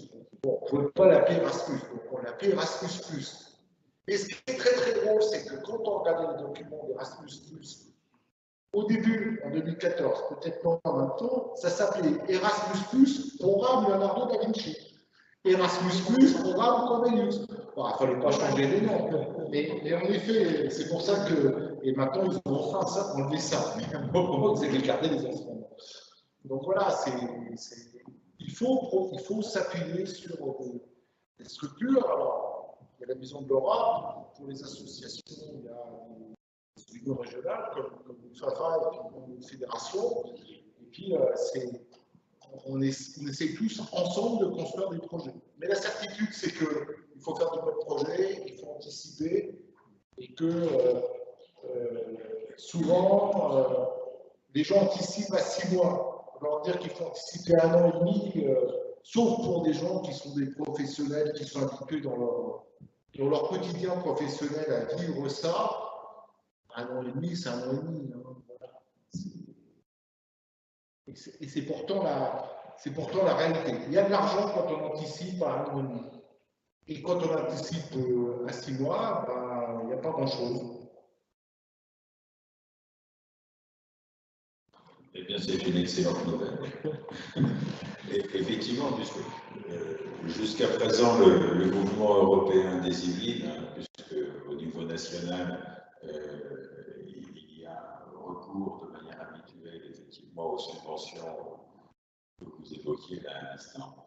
Mais au niveau des Yvelines, nous aimerions organiser une académie ou une université d'automne. Et pour l'instant, les dates qui seraient disponibles seraient à l'automne de l'année 2021, puisque 2020 c'est déjà déterminé. Donc, je crois qu'on pourrait être dans les clous alors. Alors en fait, on va avoir le temps de faire un montage de subventions. J'ai à la fois une bonne nouvelle et une mauvaise nouvelle pour toi. C'est une bonne nouvelle parce qu'en effet, tu vas te retrouver en 2021, c'est dans 2 ans et demi. La mauvaise nouvelle, c'est que tu seras au début de la programmation 2021-2027. Et si c'est comme d'habitude, la programmation 2014-2020, les décrets d'application sont sortis fin 2015. Donc, si tu veux, voilà, c'est pour ça que c'est à la fois une bonne nouvelle. Maintenant, la bonne nouvelle quand même, parce qu'il y a aussi des bonnes nouvelles, et c'est ce qu'on disait tout à l'heure à table, c'est que vu comme on est en retard sur la programmation 2014-2020, et que quand on connaît les textes, pour le mettre un petit peu, la vraie fin de programmation de 2014-2020, c'est le 31 décembre 2022. C'est la date de fin de gestion. En fait, vous avez ce qu'on appelle la date de fin de gestion quand vous êtes dans cet environnement des subventions. Et donc, il y aura certainement de l'argent à récupérer, l'argent ouvert à grand flot. En 2021, si on dit que ta manifestation a lieu en octobre 2021 et que tu sais que tu auras soldé tous tes comptes pour le 31 décembre 2021, eh bien, tu arriveras à trouver de l'argent. Eh bien, nous allons en tenir compte. Merci effectivement de ces informations. Pour l'instant, effectivement, nous avons organisé dernièrement 2 conférences qui avaient trait au budget européen et l'ensemble du fonctionnement des fonds européens, mais je n'avais pas imaginé pouvoir m'inscrire en tant qu'association vraiment dans ces appels de fonds de manière régulière. Et vous confirmez effectivement qu'il ne faut pas compter là-dessus de manière régulière, mais de manière exceptionnelle pour faire des montages de projets d'une certaine ampleur. Ouais. En fait, c'est ça qui est important. Il faut faire un projet d'ampleur, il faut avoir un vrai chiffre, il faut vraiment avoir des gens qui ont la maîtrise de la gestion de projet, et puis il faut être un peu dans le jargon européen. Alors, il y a des gens qui peuvent nous accompagner. Hein. Je vous renvoie vers Regina, mais comme on le disait tout à l'heure, FAFA va organiser au mois d'octobre une formation justement sur les subventions européennes. Vous êtes évidemment les bienvenus. Hein. Et il faut toujours rencontrer des gens. Il faut être souvent tendance à dire dans mon métier, il faut être un peu avec des signaux faibles en avance de phase. C'est-à-dire qu'en fait, pour savoir qu'est-ce qui va sortir en 2021, il faut commencer à échanger avec des gens de la commission, des gens qui sont un peu dans le circuit. Les premiers textes de ce qui sortiront en 2021 commencent à sortir. On sait que l'Erasmus+ va doubler son budget. Ça, on sait. On sait qu'ils vont promouvoir davantage la formation professionnelle. Voilà, on sait qu'il y a des. Alors, par contre, on sait que l'Europe des citoyens va garder la même enveloppe. Voilà, donc ça, on est un peu plus nombreux. Voilà, donc. Mais si vous faites un bon projet, pas de souci. Et en fait, il faut vous associer avec d'autres Européens. Et idéalement, plutôt 3 ou 4. 3 ou 4, hein, parce que. Et pas France-Allemagne, parce que France-Allemagne, ça ne marche pas bien. En fait, ils ne subventionnent pas France-Allemagne. Sauf pour des échanges de jeunes, mais autrement, ils financent France-Allemagne plutôt que les termes de l'Est. En effet, Polonais, c'est très bien. Et l'Écosse tu peux avoir France-Allemagne, Écosse et Pologne. Mais attention, l'Écosse, c'est la Grande-Bretagne. Ah oui. Donc, et le Brexit, ça a des programmes pour Erasmus+. Il y a déjà la phrase, si c'est pour la Grande-Bretagne, on ne consomme plus chercher autre chose. On a le même problème chez nous à Saint-Germain parce que c'est l'Écosse. Et on a tendance à dire l'Écosse, c'est pas la Grande-Bretagne. Mais ils n'ont pas obtenu leur indépendance. Donc, on ne sait pas, c'est pour ça que ça va être très compliqué. Parce que comment on va faire les budgets, jusqu'où on va laisser les Anglais dedans pour des échanges Erasmus+ et autres, c'est quel sera leur statut et quelles seront les subventions qu'on aura, parce que s'ils ne payent pas, parce que je crois que c'est pour les Anglais, comment sera le financement? Et le budget complémentaire, il est vraiment obligatoire? Oui. Il est obligatoire. Oui. Ah oui, donc il faut que le projet soit financé 100%. Oui. Donc, il faut toujours regarder en bas du projet à quelle hauteur est le financement. Mais est-ce qu'une subvention municipale peut être un complément? Bien sûr. Et l'OPAGE peut être aussi un complément. Donc, tout ce que vous trouvez, c'est simplement le double financement. Ça, c'est pas, on ne peut pas faire un autre programme européen. On pose là-dessus, c'est un double financement. On a plus de chance, donc si on le fait pour 3 000, par exemple. Voilà, tout à fait. En fait, on n'a pas le choix. Il faut le faire pour 3 voire 4. Il faut avoir une dimension très européenne. Et puis la dernière chose, mais on ne le fait pas assez souvent dans une association, il faut valoriser le bénévolat. Voilà. En fait, quand vous avez un chef de projet qui précédemment était vraiment c'était le métier, il faut valoriser son temps, parce que quand il aura passé l'équivalent de 2 mois ou 3 mois là-dessus, ça représente un peu d'argent. Alors, il y a une règle européenne qui dit quand on a quelqu'un qui travaille, si on n'est pas capable de l'associer à un poste et prouver qu'il avait les compétences, il faut le mettre au SMIC. Mais autrement, si on peut montrer qu'on peut faire plus, on le fait. c'était pas, par exemple, c'était Réseau 2000, on nous a expliqué que, bon, on a un forfait, et dans ce forfait-là, on peut mettre des sommes pour le travail. Il fut en temps que c'était en plus, il y avait des sommes en plus qui existaient pour le travail des employés ou des bénévoles, et maintenant ils ont redonné, c'est pour chacun aussi. Alors, moi, pour l'Europe, pour les subventions françaises, c'est pas vrai. Alors, Pour les TVA, c'est pas vrai. Oui, mais pour la région, par exemple, ils expliquent que vous devrez tous travailler bénévolement parce qu'en gros, des heures des employés, ça ne peut pas mettre dedans. Alors, je voulais simplement juste attirer l'attention sur le fait que nous venons de toucher la complexité administrative, effectivement, du fonctionnement de l'Europe. Mais ce qu'il faut quand même ne pas perdre de vue, c'est que toute cette complexité dont nous venons de débattre, la plupart du temps, c'est une complexité française, rajoutée aux réglementations européennes. Cela n'a rien à voir avec les exigences de Bruxelles, mais que ce sont des couches administratives qui ont été rajoutées par la France, ce qui arrive très souvent dès lors qu'on aborde les directives européennes, que ce soit sur les fromages ou sur les escaliers, à hauteur des escaliers ou des échelles, et ainsi de suite. Et donc, nous avons fait une conférence débat il y a 2 mois hein, sur le sujet, avec Madame Van qui est attachée à la région Île-de-France et représentant effectivement au sein du Conseil général de l'Île-de-France de tous les contacts avec l'Europe.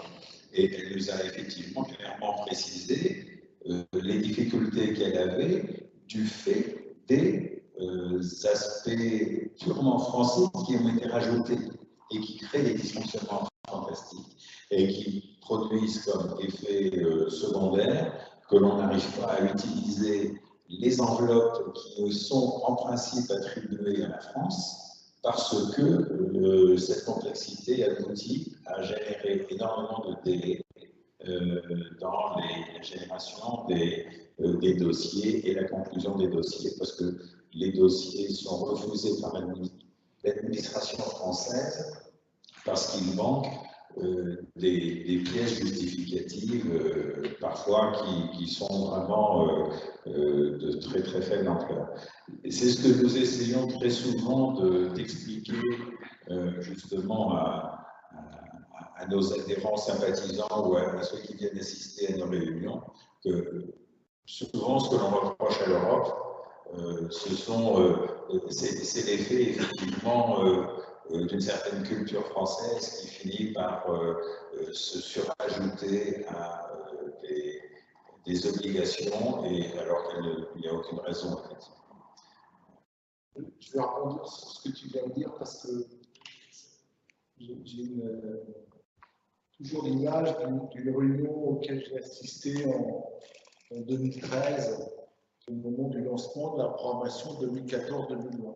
J'étais invité parce que c'était parti aussi dans le périmètre d'activité professionnelle à une réunion organisée par la Direction générale de la formation professionnelle, la DGEFP, en charge en France du Fonds social européen.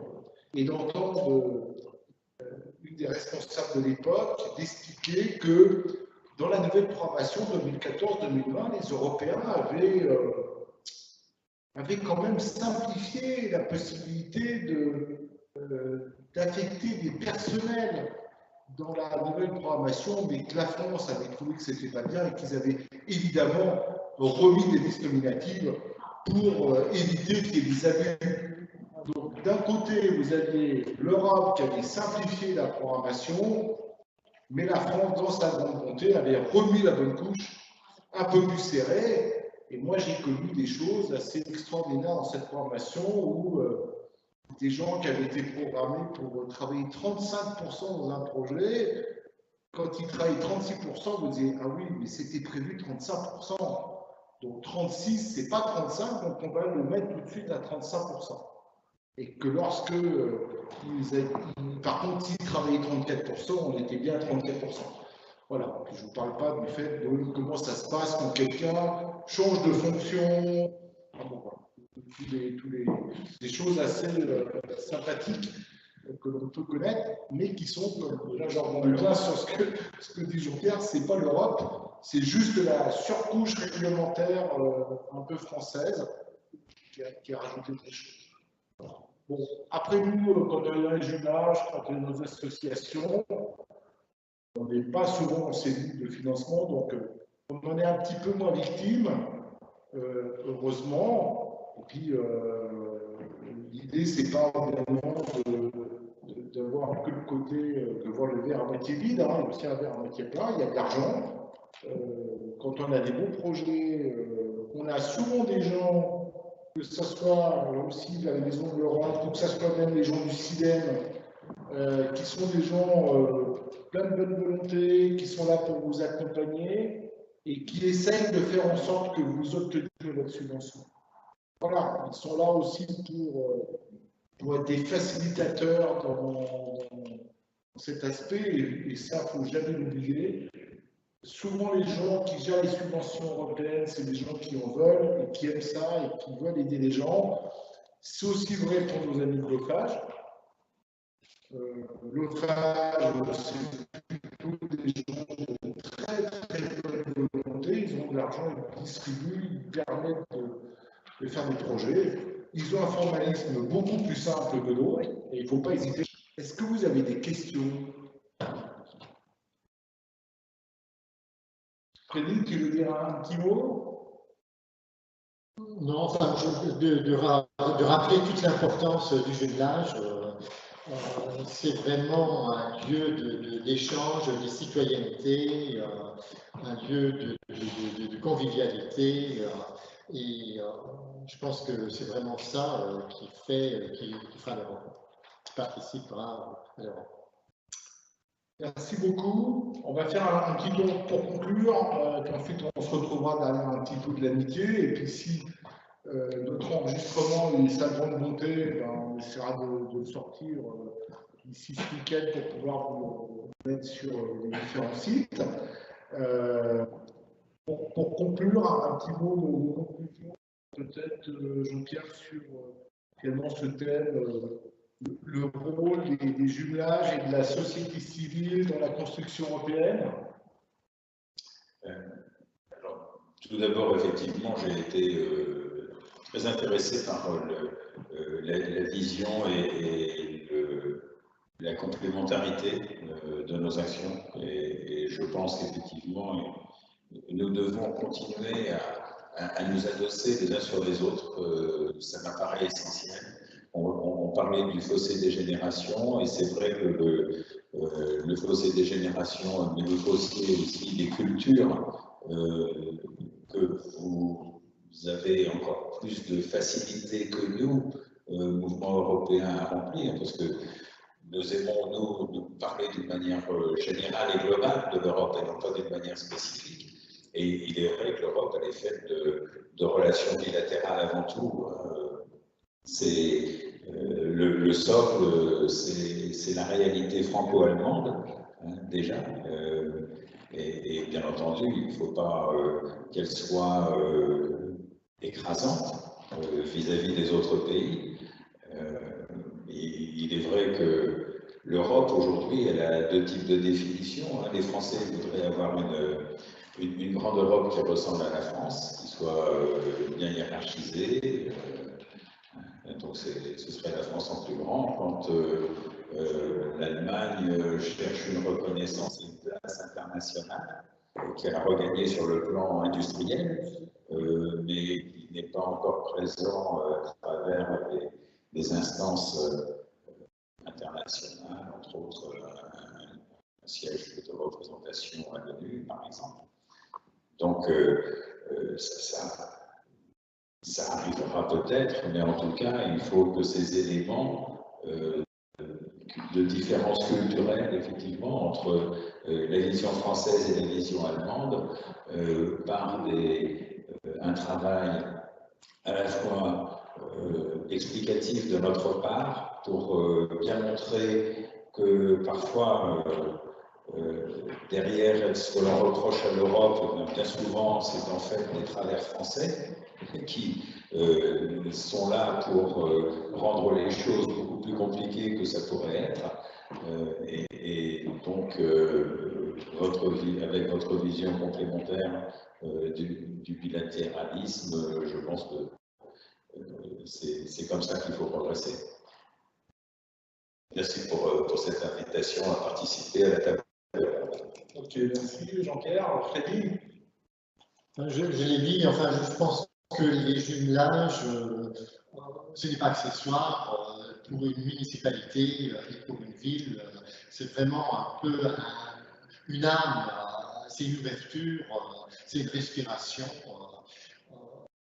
Bien sûr, il y a le côté protocolaire, où c'est la municipalité qui reçoit les autorités, et il y a le côté diffusion du jumelage dans la population qui participe, parce qu'elle est informée, parce que régulièrement il se passe des choses,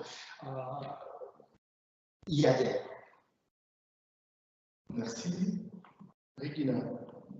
Oui, pour dire que si nous, on a vraiment senti qu'au niveau de la citoyenneté européenne, c'est parce que nous partons du principe sans le sentiment du citoyen d'être européen et de s'y impliquer, l'Europe ne marchera pas. Donc, notre point fort, c'est toujours impliquer les citoyens, lui faire rappeler qu'on a une même histoire. Notre avenir ne peut être que ensemble. Et sinon, on a nos politiques pour détruire tout ça. Donc il faut qu'on soit solidaire au niveau des citoyens. Merci à vous trois d'avoir participé à cette réunion. Un petit peu pour conclure, une certitude, c'est qu'il est nécessaire qu'on s'unisse si on veut construire une Europe de demain. Il est important que les jumelages, la Maison de l'Europe, européens et d'autres organisations travaillent ensemble. C'est la force qui fera qu'on censurera des choses ensemble, qu'on construira des projets plus structurés, plus larges et encore plus ouverts vers l'extérieur. La construction de l'Europe, ça passe aussi par un travail local. Et ce travail local, pour pouvoir développer des échanges européens, partager des expériences. J'ai souvent tendance à rappeler, quand on parle d'un jumelage, on dit « Ah, votre jumelage, il a 50 ans, puis vous êtes des grands spécialistes pour faire partir des jeunes à l'étranger, vous faites ça depuis des années. » En fait, c'est assez faux. On n'est pas dans l'entreprise. Dans l'entreprise, vous étiez un expert, demain vous partez, l'entreprise mettra d'autres experts à votre place. Dans des jumelages, dans l'Union européenne, dans l'Europe, c'est souvent des bénévoles. Et quand ils s'en vont, le bénévole il s'en va, et puis la personne, il y a peut-être personne qui va le remplacer demain. Et que donc, il faut travailler en synergie et il faut être conscient de ça. On est des bénévoles, on essaie de faire des choses, on sait faire des choses, on construit des choses ensemble. C'est pour ça que je peux aussi proposer à Jean-Pierre, si vous montez votre manifestation, c'est peut-être vous aider, au moins sur une partie que je ne maîtrise pas trop mal, qui est la gestion des sous. Voilà. Je vous souhaite dans tous les cas une bonne soirée. Je vous propose qu'on se retrouve quand même d'ailleurs un petit verre d'amitié. Merci aux personnes qui se sont rendues à cette soirée. Et puis, pour votre info, on aura une autre conférence, une autre table ronde mercredi prochain à Clamart, sur aussi le thème, le rôle des jumelages dans la construction européenne. Voilà, merci beaucoup. Merci. Et je vais profiter, si tu me le permets, je voulais vous donner l'information peut-être de quelques rendez-vous que nous organisons sur le Genève ou tout à côté. Donc, tout à fait prochainement. Donc il y a une conférence qui va être organisée, un petit déjeuner débat le 18 mai au Mercure. Peut-être avez-vous déjà reçu l'information, et qui est encore sur un traitement franco-allemand, donc un thème sur la manière tout à fait très décentralisée en fait d'organisation en Allemagne de l'administration. Je n'ai pas le thème immédiatement sur les yeux, mais je vais le retrouver. Et puis, donc ceci, c'est une manifestation payante organisée par l'antenne du Géné, avec des tarifs différents selon que vous êtes adhérent ou non adhérent, de manière à remercier nos adhérents, effectivement, des bonifications. Je voulais également vous rappeler, si vous l'avez peut-être déjà vu, que nous avons une rencontre qui sera organisée, qui s'appelle les Rendez-vous de l'Europe, qui est organisée conjointement avec la FNAC, le 25 mai, donc la veille des élections. Et c'est le samedi 25 mai à 16h. C'est avec Bernard Spitz. Bernard Spitz est un représentant du monde professionnel, du monde des entreprises. Il est président de l'Association des assurances françaises. Et c'est un homme qui est passionné par l'Europe et qui vient d'écrire un livre qui s'appelle « Merci l'Europe », venant d'un grand patron. C'est rare de les entendre parler, et effectivement, il faudrait qu'ils le fassent plus souvent. Donc, son livre s'appelle « Merci l'Europe, riposte aux 7 mensonges populistes ». Et donc, il vient de présenter son livre le samedi 25 mai. Je vous recommande vraiment de passer un moment à la FNAC, à la FNAC de Paris 2 à 16h. Et puis, nous avons des rencontres aussi européennes organisées à Saint-Germain. Il y a le 18 mai, je crois. C'est le marché européen. Il y a le marché européen, toute la journée à Saint-Germain. Toute la journée. Et puis le 11 mai, également à l'étang-la-ville, il y a une manifestation qui est organisée à 19h, cette fois-ci par un mouvement européen, alors que la précédente, le marché, ce n'est pas par le mouvement européen. C'est la ville qui l'organise. Et d'ailleurs, il y aura cette année, il y aura l'Écosse à l'honneur, c'est parce que c'est les 25 ans de jumelage avec R. Il y aura des manifestations très sympathiques, donc vous êtes les bienvenus. C'est bien le 18, hein, c'est ça. C'est bien le 18, et il y aura une libération de notre Box qui est venue d'Aschaffenburg, et il y a un très beau projet qui a le haut patronage de l'ambassadeur allemand. Et puis, comme on parle du 18, le 18, comme je vois de nous, on aura les sonneurs de cloche au TNF à 20h ou 20h30. À 20h, voilà. En fait, on commence, quand on est un peu franco-allemand européen, à avoir le même jour, le 18, je viendrai au petit déjeuner avec plaisir, et j'irai probablement le 18 avec plaisir au concert de cloche organisé au TNF. Et donc, finalement, on va passer le week-end, on a fait plein de choses. J'invite Jean-Pierre, Jean-Luc à m'envoyer des informations, parce que je transmets pas mal d'informations de l'adhérent de l'UFAFA et de la FAFA aussi, et voilà, pour annoncer des événements en lien avec nos jumelages et tout ce qui est lié à l'Europe. Voilà. Très bien. Parfait, merci. Merci, bonne soirée à vous. On se retrouve à la Merci.